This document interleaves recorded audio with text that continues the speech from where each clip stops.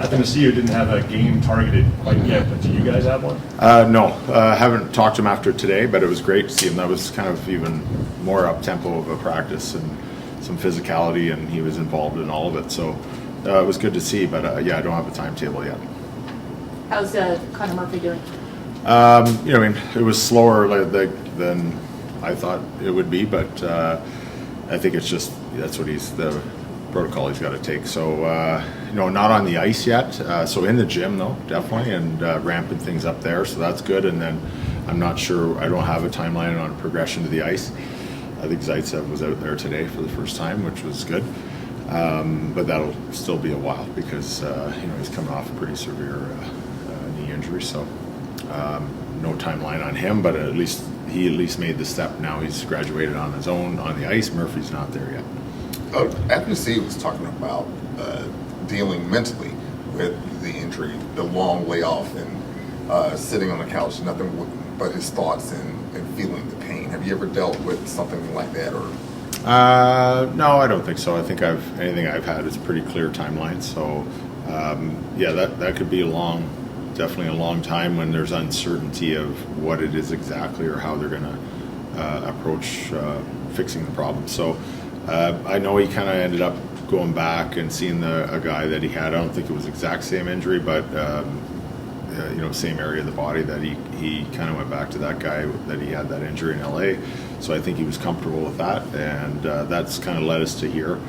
And being on the ice is great, but I was watching him, and I think the mental part of it as well is getting over the hurdle. He's worried about re-injuring it again, which I think the doctors feel that he's at the point where he can go full out. It's just going to be him pain comfort level doing it. But I think today, even watching him, I could tell he's still watching himself on the quick, like on a stop start. I could see it in his face and body language. So that's going to be a mental hurdle to get over as much as getting back into shape. How much have you missed his speed, particularly on the zone entries, the power play? Yeah, even on a drill today we did with it's kind of work on your defense and then you go to the offense and out. He had a couple just quick, you know, stick skill plays, and just once he's moving, he has such good glide that he kind of snuck into a few areas and had a couple good plays there today, and then just in a drill. So you know, I mean, I saw that and I'm like, oh yeah, we do miss that in the game. He's you know, he had 20 goals last year, but he probably could have had closer to 25, 30 easily on the opportunities that he created on breakaways or turnovers in the O-zone just with his speed. So that speed is the way the game's played now, and I think, you know, he could be an integral part for sure. And you know what, he can play. I thought at the end of last year, playing in the middle, he really worked on his defensive game, and he was in good position a lot. So, and he doesn't need to cheat for speed for sure. So I think he understood that. So I think for him coming back, once he's able to play, I think that should be able to help to fall back on as well once he comes back in here. I'm trying to think back. There was no hint of this before that game on the 9th of November. No, but he did say, I think he stepped on a puck or stick in training camp, and he did something, you know, in one of his lower body on one of the legs, and he said it kind of was there for a while, and it was getting better, but then he did something in that game in Tampa, right? That's in Tampa game. And I remember he did something early in the game, and he went down the tunnel and got checked, and came back, and in the second period, I think he had a partial break, and if it was any other game and he was healthy, he would have had a breakaway, and I could see him kind of almost wincing going down the ice and one-legging, and he had to kind of veer off to the left and just fling a shot at the net. Otherwise, most nights he would have been in clear cut. So, you know, I think it trickled in. Minor injury in training camp, kind of fought through it and settled down, and then just kind of made it worse and did it again that game. So, not out of nowhere, but definitely I didn't think it was that severe for sure.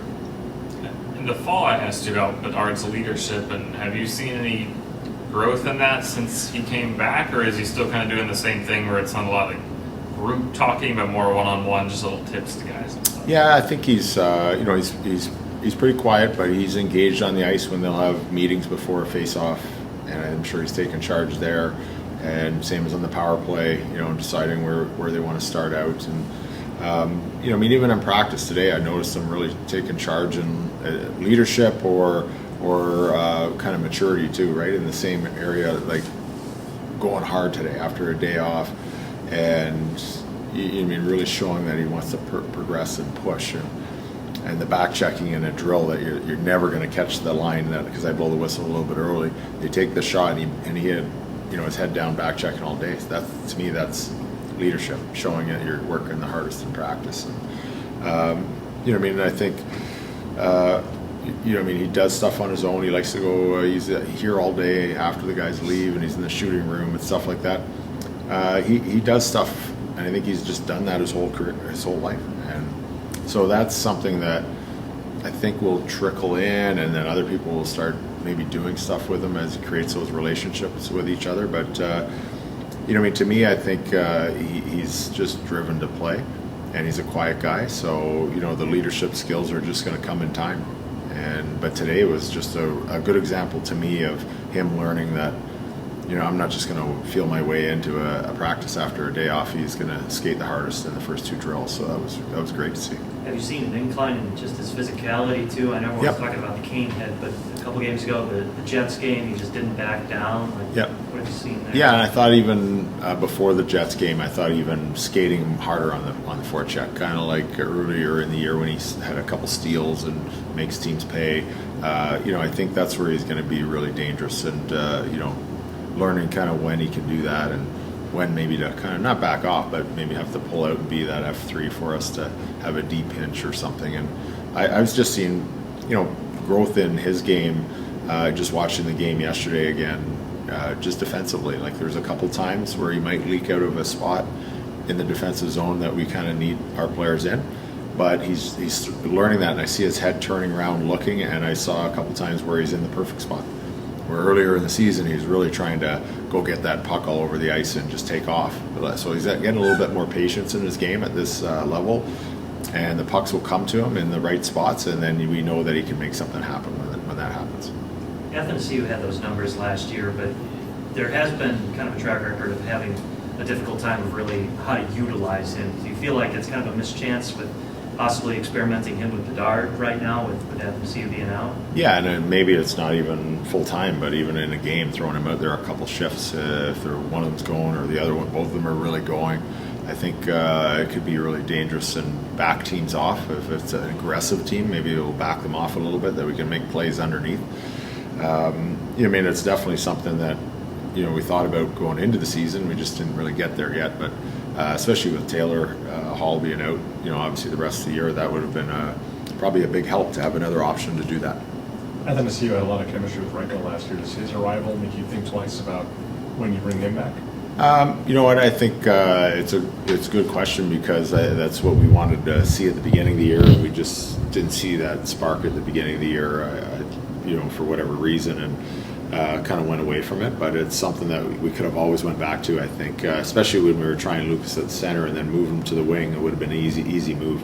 Unfortunately, we didn't have him, and now if he comes back, Lucas is working on his game. And I talked to Anders down there the other night, and he had a good first period the other night, and then the second period maybe wasn't quite as strong. So it's just getting his confidence level back up for a whole game and get him on a roll. So maybe it's going to be about the right timing that both happen, and that would be great, because we do know that there was some chemistry, and that's not just luck. If it was a bit of a sustained time, so I think that's something to revisit when the time's right for both of them.